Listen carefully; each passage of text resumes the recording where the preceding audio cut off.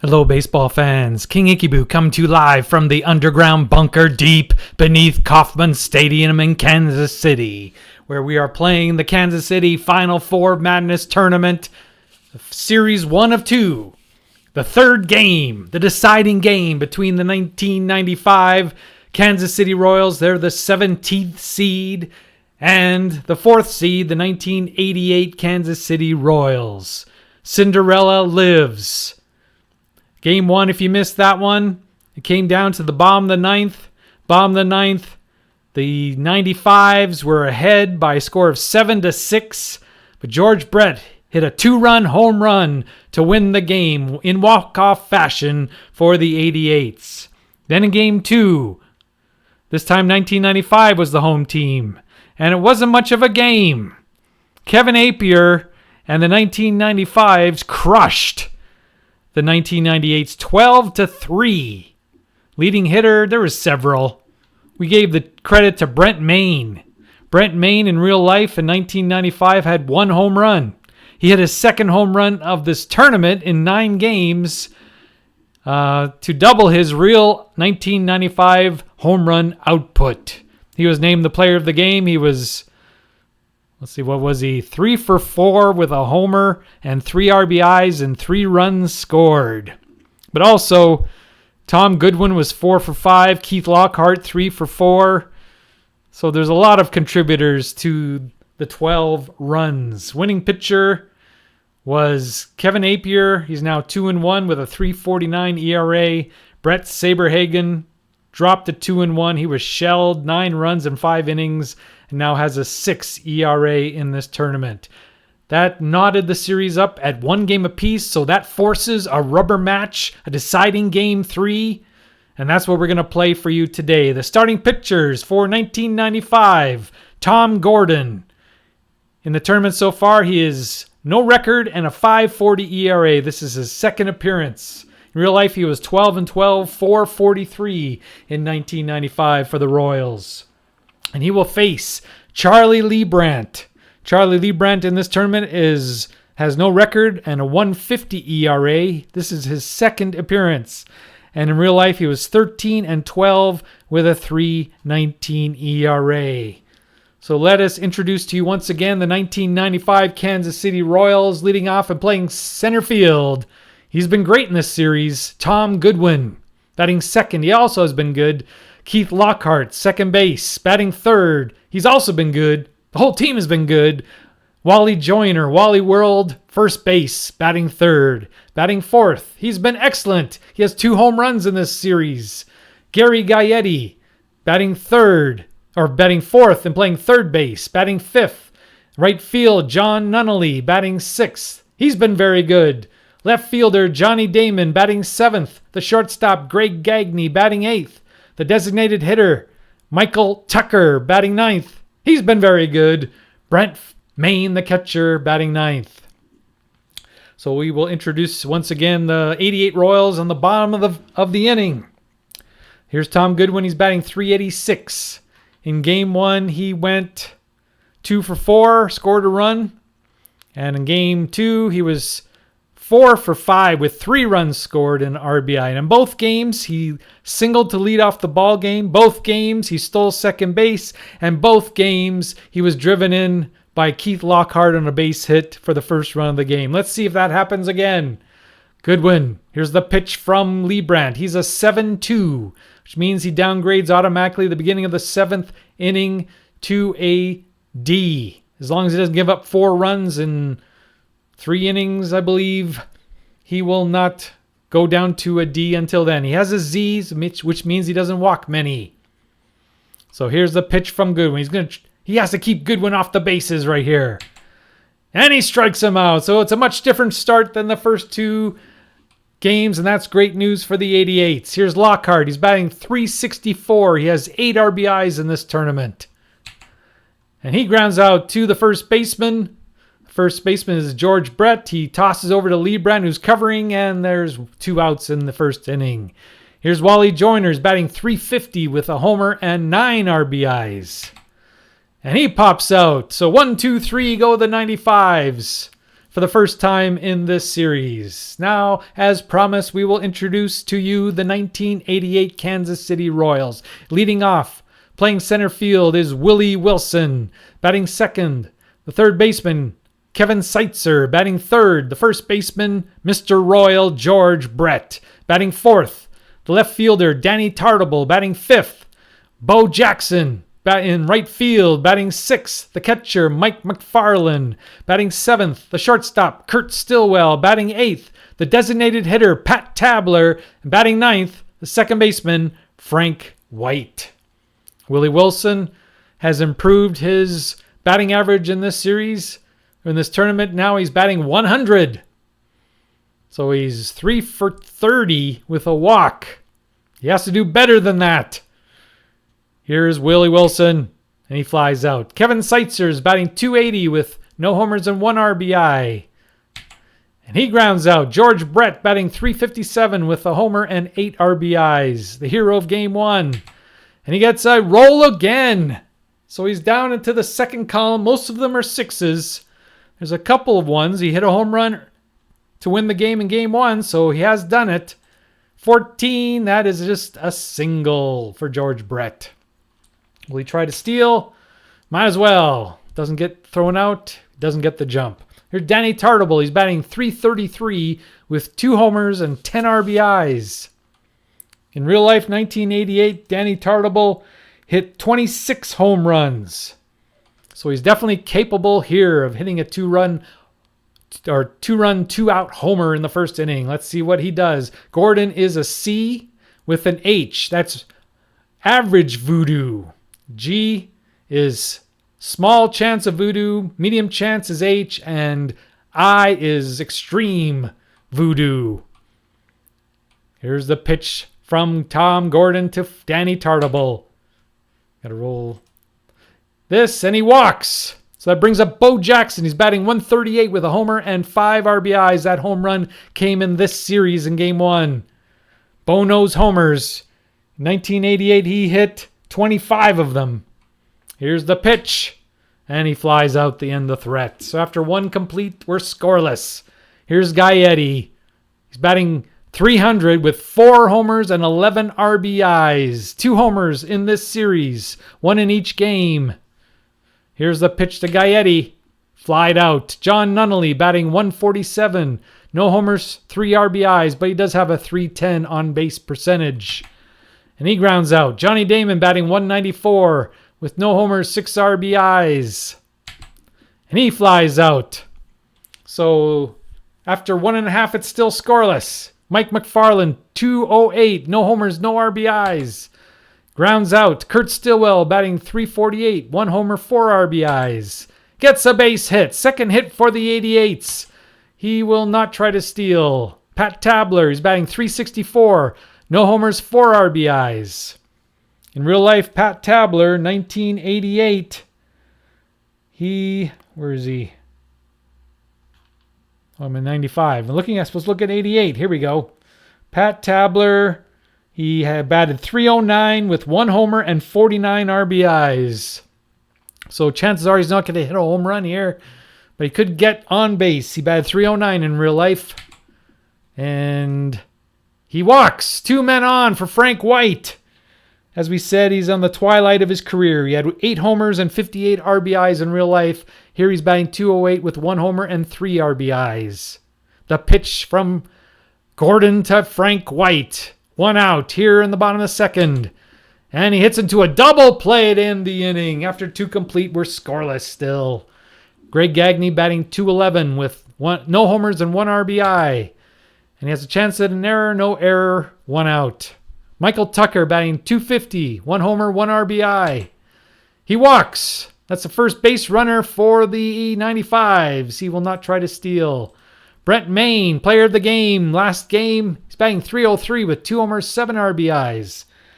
As we have said, he only had 1 homer in all of 1995, 27 RBIs, batted 251. He's having a very good tournament. Here's the pitch. And he hits to a fielder's choice. He will not try to steal. He's a slow runner. Put the brakes on him with 2 out. He will be allowed to try to score on a double. Here's Goodwin. He struck out first time up. And Leibrandt takes the hit away. Should have been a base hit. Took it away, and that ends the inning. Bottom of the third. Still scoreless. Willie Wilson flied out first time up. Grounds out this time. Kevin Seitzer grounded out first time up. Struck out this time. George Brett hit a base hit last time up. And he flies out. So after 3 complete, we're scoreless. It's more of a pitching duel than we've seen in the first 2 games. Lockhart ground to first base. And he pops out this time. Wally Joyner flies out. Gary Gaetti pops out. Takes a hit away. He took 2 hits away in that inning. And after 3.5, we're still scoreless. Tartable walked first time up. He singles. He will not try to steal. Bo Jackson flied out first time up. He fouls out. Mike McFarland gets a base hit. 2 men on again for the 88s. Stillwell singled first time up. He hits double sixes. He's not a powerful hitter. There's a few home runs there, and he does have one in the tournament. What is the roll going to be? 24. 24 is a double. That's going to score at least 1 run, maybe 2. Let's see. It is 2 runs score on the double, and Kurt Stillwell drives in 2, and the 88s take the lead 2-0. That's the only lead they've had in this series, except for a walk-off in the bottom of the 9th in Game 1. Is that true? Am I blowing it out of my ear? Did they? Let's see. They might have had... Oh, yeah, they had leads here. What am I talking? No, that's 95s. 95s. Yeah, they had a lead 5-4 and 6-4 in the 5th inning in Game 1, and then they blew it in the 7th. So don't listen to the broadcaster. He doesn't know what he's talking about. Here's Stillwell on second for Pat Tabler. He walked first time up.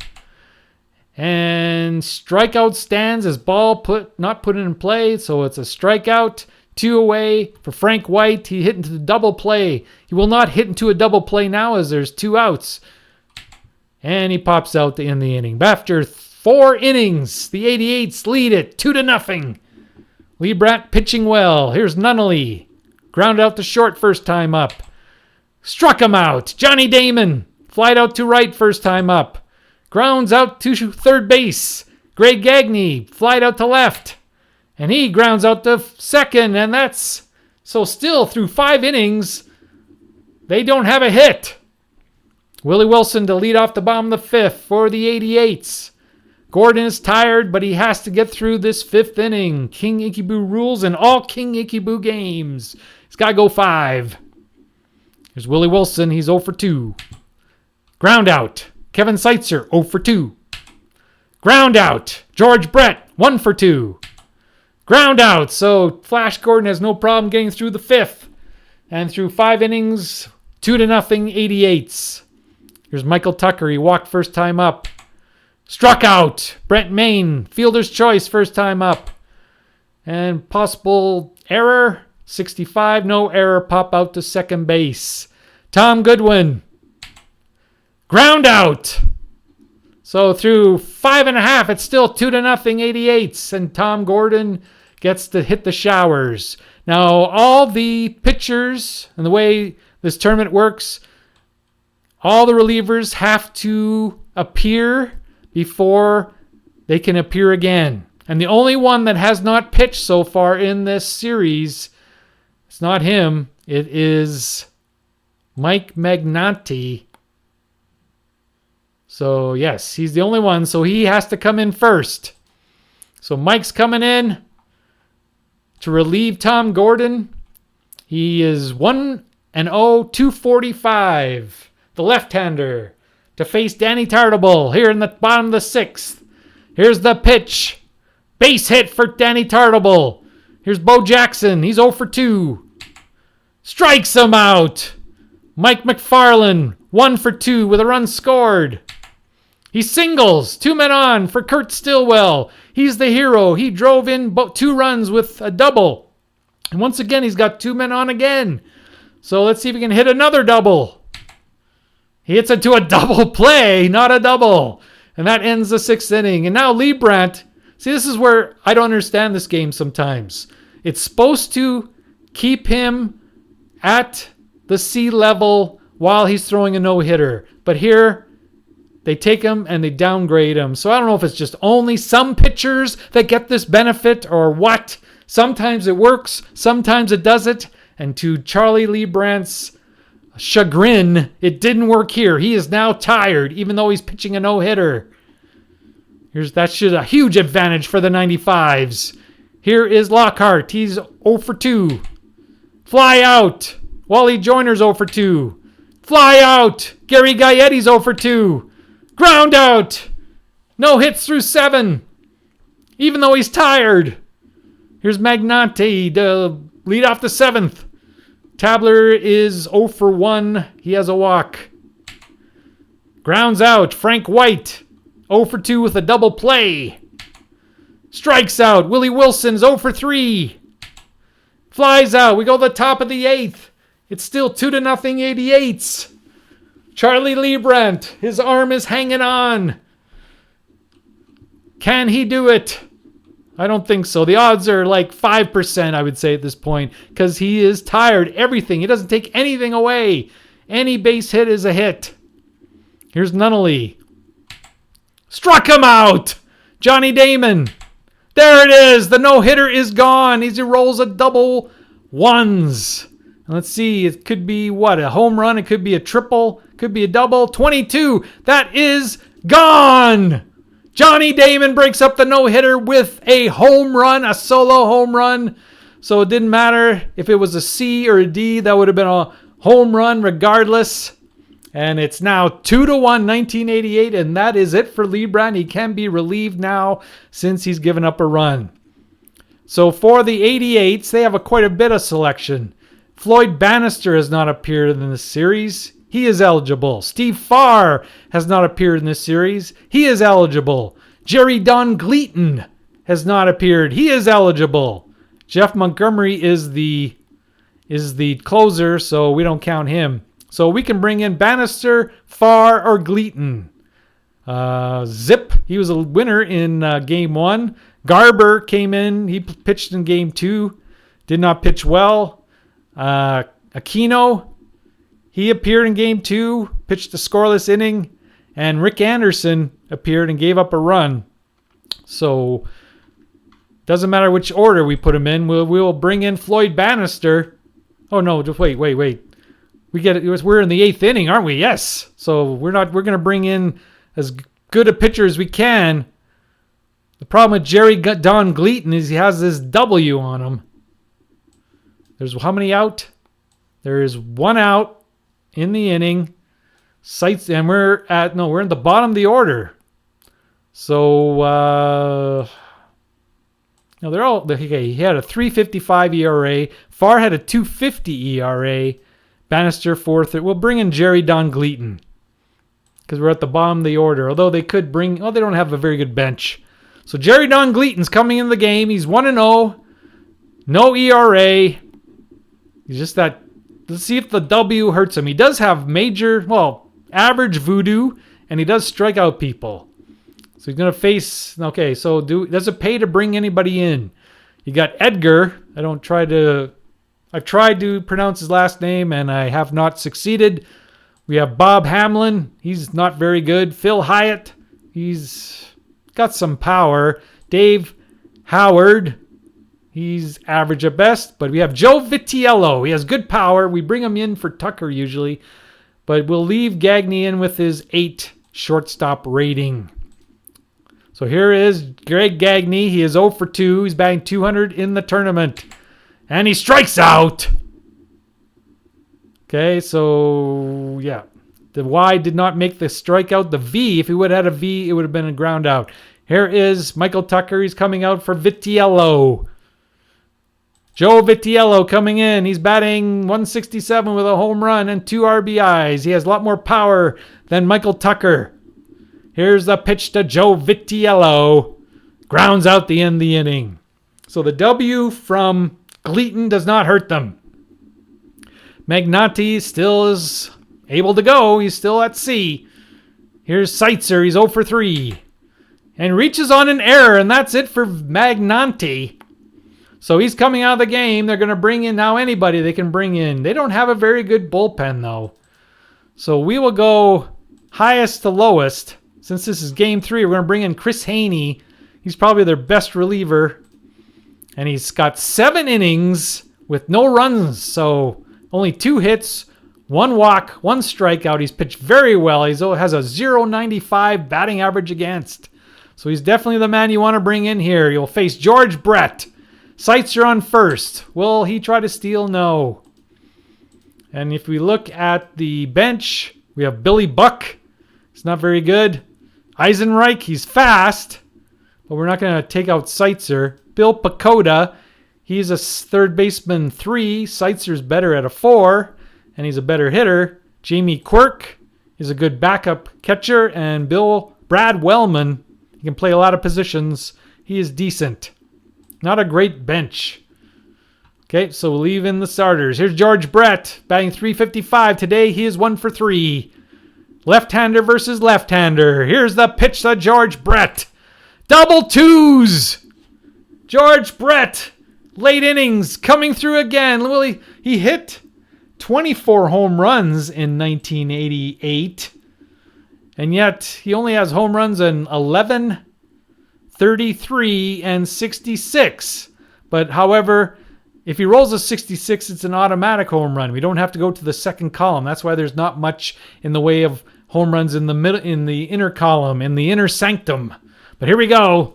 Rolls a 45. That is a double. Will it score? Seitzer. He is not a slow runner. He's an average runner. Let's see what happens. So only if he was an F would he have scored. If it was 2 out, he would have scored. But since he was not an F, he holds at third. Second and third. That gives the 95 some hope. Danny Tartable up, though. Powerful hitter. They're going to bring the infield in. They cannot afford any more runs. Here's the pitch. Though they even put him on. Bo Jackson has done very little in this tournament. So that's what they're going to do. They're going to put him on. Set up the force at any base. So now the bases are loaded. Bo Jackson doesn't walk almost never. He had a .287 on base percentage, and he only walked 25 times and 468 plate appearances, struck out 146. So that's why they put him on. He strikes out a lot. Here's the pitch to Bo Jackson. Bases loaded, nobody out. He struck him out. That's what he wanted. Chris Haney wanted. Mike McFarland. He 332, 393. Batted .265 with 4 homers and 26. Do we bring in Jamie Quirk? The question here is which one hit into the fewer double plays? McFarland hit into 5 in 236 plate appearances. Quirk only hit into 2. So Jamie Quirk's coming in. He's a better hitter, and he doesn't hit into half the double plays, because that's what the 88s don't want, is a double play. Jamie Quirk, he had 8 homers. He had 8 homers in 196 plate appearance, or 196 at bats. So he's the man you want up there. Chris Haney has some voodoo. Here's the pitch to Jamie Quirk. Hits into a double play. He only hit into 2 all of 1988, and he hits into 1 here.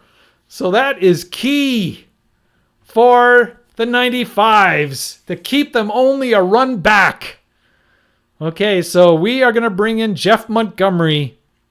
He's the though he has a W as well. He has a W. Jeff Montgomery, this is his first year as being the closer for the Royals. No, actually Farr is the closer. I just assumed. So we'll bring in Farr. It is not Montgomery. You'll think he was the closer for the Royals forever, but it was Farr this 1 year. So we're going to bring in Farr as the closer. And he's pitched in 2 innings. He's given up 1 hit, no walks, and 4 strikeouts. Trying to get the series win, send the 88s to the championship series of the Kansas City Royals. And they will face the winner of 1984 in 1982, if I'm remember right. No, it's 81 and 82. 81 and 82 are fighting on the other side in the second series. So 88s want to advance to face either 81 or 82. 82 is the number 2 seed, and 81 is like the 11th seed. So here we go. But remember what happened in game 1. 88s came from behind. And 1995 is trying to do the same. They're going to send the bottom, Brent Main. And they can't take him out because he is the only catcher on the roster. But they don't want to take him out. He's batting .286, .375 on base, .514 slugging. He's been amazing. Today, however, like all the Royals pretty much, they only have one hit. He's 0 for 2. Here's the pitch to Brent Main. And he grounds out to short. Here's Tom Goodwin. He's 0 for 3. But he's been a catalyst throughout this tournament. And he's trying to do so now to keep his team alive. And he takes away the hit. So both Steve Farr takes away 2 hits with 2 8 results, 2 double twos. So what a job by Steve Farr. Here's Keith Lockhart, the last hope for the 95s. He's 0 for 3. Here's the pitch. He walks. He keeps the 95s alive. And here's Wally Joyner. Wally Joyner has some pop. Let's see what he's done extra base-wise. He has 5 doubles in this tournament. Yes, so he's the guy you want up there. A double will tie this game, more than likely. Steve Farr is on the mound. He hates himself that he walked Lockhart with 2 out. Here's Joyner. This is the ball game. Cross your fingers, cross your toes. What is the roll? It's a flyout, and the 1988 Royals advance to the championship series with a 2-1 victory. They only allow 1 hit in the ball game. 1 hit. That came in the 8th inning on a home run by Johnny Damon. Otherwise, that's all the hits they allowed. The player of the game, probably Charlie Leibrandt, I would say. Could be Stillwell. He was 2 for 3 with 2 RBIs. He drove in both runs. But however, with only 1 hit allowed in 7 2/3 innings, the player of the game most definitely is your man, Charlie Leibrandt, the crafty left-hander. So, thank you for tuning in to this exciting ball game, this exciting deciding Game 3, where the final score, once again, the 1988 Royals, 2 runs, 8 hits, no errors, and the 95 Cinderella, it's midnight for them, 1 run, 1 hit, 1 error. The winning pitcher, Charlie Leibrandt. The hold goes to Gleaton. The save goes to Farr. The losing pitcher, Flash Gordon, he is 0 for 1 in the tournament. Thank you so much. This is Tiny Archibald saying goodbye, everybody. Have a great evening. Goodbye, and see you next time.